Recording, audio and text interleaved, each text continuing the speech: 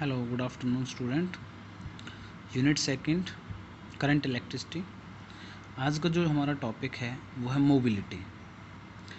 जब mobility word मेरे mind में आया तो मेरे दिमाग में एक मोबाइल वर्ड आया। मैंने सोचा कि मोबाइल को मोबाइल क्यों कहा जाए, क्योंकि हमारे पास में दो तरीके के फ़ोन होते हैं। एक घर का जो लैंडलाइन नंबर होता है, एक हमारे पास में मोबाइल फ़ोन होता है।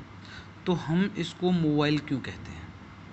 तो मैंने मोबाइल वर्ड को जानने की कोशिश करी तो मोबाइल से पता लगा कि जो मोबाइल है एक एडजेक्टिव वर्ड है, और एडजेक्टिव वो इस बात को शो कर रहा है कि जो आसानी से फ्लो कर जाए या फिर जिसे आसानी से फ्लो करवाया जा सके।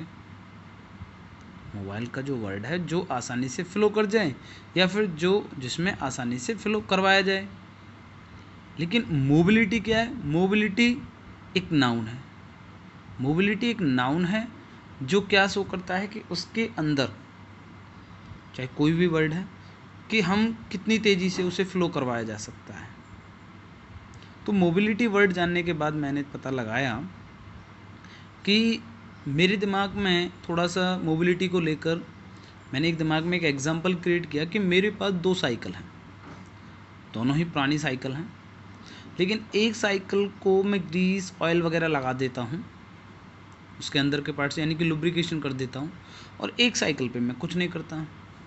और दोनों ही साइकिल में मैं बराबर की फोर्स लगाता हूँ। तो लेकिन जिस साइकिल को मैंने लुब्रिकेशन किया था वो साइकिल ईजिली मूव कर जाती है, लेकिन जिस साइकिल को मैंने लुब्रिकेशन नहीं किया था वो मूव नहीं कर पाती है। यानी कि दोनों पर मैंने जो फोर्स लगाया, दोनों पर फोर्स बराबर का फोर्स लगाया, लेकिन जिसका लुब्रिकेशन हुआ था जिस साइकिल को, वो आसानी से फ्लो कर गया, मतलब तेज़ फ्लो कर गया। और जिस पर उस पर भी फोर्स मैंने वाला बराबर लगाया लेकिन उसका लुब्रिकेशन नहीं था, वो कम फ्लो करे, उसकी वेलोसिटी कम आई। तो जिसकी वेलोसिटी ज़्यादा होगी वही मोबिलिटी ज़्यादा होगी। तो इसी के लिए मैंने क्या किया, दो कंडक्टर लिए और दोनों कंडक्टर हमारे पास अलग अलग मटेरियल्स के थे। दोनों कंडक्टर पे मैंने इलेक्ट्रिक फील्ड अप्लाई की, इलेक्ट्रिक फील्ड अप्लाई की। तो देखा कि एक कंडक्टर के जो अंदर इलेक्ट्रॉन्स हैं वो बड़ी तेज़ी से फ्लो कर रहे हैं, और दूसरे कंडक्टर के अंदर इलेक्ट्रॉन जो वो कम तेज़ी के साथ फ्लो कर रहे हैं। बाकी इलेक्ट्रॉन पे जो फोर्स है दोनों ही कंडक्टर में बराबर की लगी हुई है, लेकिन एक में इलेक्ट्रॉन ज़्यादा तेज़ी से फ्लो कर रहा है, एक में इलेक्ट्रॉन कम तेज़ी। जिसमें इलेक्ट्रॉन ज़्यादा तेज़ी से फ्लो कर रहा है दैट इज़ कॉल्ड मोबिलिटी। तो mobility of A charge carriers is in the drift acquired in a unit electric field, कि आप इलेक्ट्रिक फील्ड अप्लाई करने के बाद में जो इलेक्ट्रॉन्स हैं वो आसानी से ड्रिफ्ट हो जाएं, दैट इज़ कॉल्ड मोबिलिटी। और मोबिलिटी को जो मैंने डिनोट किया वो म्यू से किया, और म्यू इक्वल टू हो गया V upon E, drift velocity upon electric field. Drift velocity को कल के जो टॉपिक्स थे मैंने उसमें असाइनमेंट में तैयार किया था कि ड्रिफ्ट वेलोसिटी का फॉर्मूला आया था ई टाउ अपॉन एम। तो मोबिलिटी वी की वैल्यू मैंने यहाँ पे पुट किया, वी के अंदर ई टाउ अपॉन एम, अपॉन में ई से ई कैंसिल हो गया तो क्या बच गया, ई टाउ अपॉन एम बच गया। ऐसे अगर मैं मोबिलिटी इलेक्ट्रॉन की बात करता हूँ तो ई लगाना पड़ेगा, तो ई ये रिलैक्सेशन टाइम इलेक्ट्रॉन का हो गया और ये मास ऑफ इलेक्ट्रॉन हो गया। अगर होल्स के लिए बात करता हूँ तो म्यू एच क्या हो जाएगा, ई टॉर्क एच अपॉन में M H, mass of holes and relaxation time of holes. The mobility of both electrons and the holes are positive. जो मोबिलिटी होगी जो इलेक्ट्रॉन्स और होल्स दोनों के लिए पॉजिटिव होगी। There drift velocities are opposite to each other, लेकिन दोनों की ड्रिफ्ट वेलोसिटी एक दूसरे के अपोजिट होंगी, क्योंकि इलेक्ट्रॉन्स इस डायरेक्शन मूव करेगा इस डायरेक्शन में, और होल्स वो इस डायरेक्शन मूव करेगा। मोबिलिटी की जो यूनिट है वो दो तरीके से हम तैयार कर सकते हैं। एक फार्मूला हम यहाँ पे इलेक्ट्रिक फील्ड का फार्मूला पोटेंशियल पर यूनिट लेंथ लेकर भी निकाल सकते हैं, और एक formula electric field force per unit charge से भी निकाल सकते हैं। तो वीडी की ड्रिफ्ट वेलोसिटी की यूनिट तो आपको पता है, ड्रिफ्ट वेलोसिटी की यूनिट क्या है, मीटर पर सेकंड। और इलेक्ट्रिक फील्ड अगर मैं पोटेंशियल पर यूनिट लेंथ से निकालता हूँ तो पोटेंशियल की यूनिट होगी वोल्ट, और लेंथ की मीटर क्या होगी, मीटर इनवर्स। तो मीटर इनवर्स ऊपर जाएगा मीटर हो गया, तो metre square second inverse volt inverse, यानी कि ये आ गया हमारे पास में metre square volt inverse second inverse. अगर हम प्रैक्टिकल यूनिट निकालें तो सेंटीमीटर स्क्वेयर वोल्ट इनवर्स। ऐसे आप इसी पर न्यूटन पर कूलम भी रख सकते हो, उससे उसे भी कैलकुलेट कर सकते हो। और 1 metre square volt inverse second inverse किसके इक्वल होगा, 10⁴ centimetre square volt inverse second inverse के इक्वल आएगा। इसके बाद मैंने रिलेशन निकाला इलेक्ट्रिक करंट और मोबिलिटी के बीच में। तो मैंने बताया कि एक मेटेलिक कंडक्टर के अंदर जब फ्री इलेक्ट्रॉन्स मूव किया, जब करंट फ्लो कर रहा था, तो रिलेशन आया I = ANEVD, लेकिन म्यू इक्वल टू होता VD/E, तो VD बराबर क्या हो जाएगा, म्यू × E। लेकिन मैं इलेक्ट्रॉन्स की बात कर रहा हूँ तो मैंने E लगा लिया है, तो ये क्या बन जाएगा, I = ANE और VD की जगह आ गया म्यू E × E।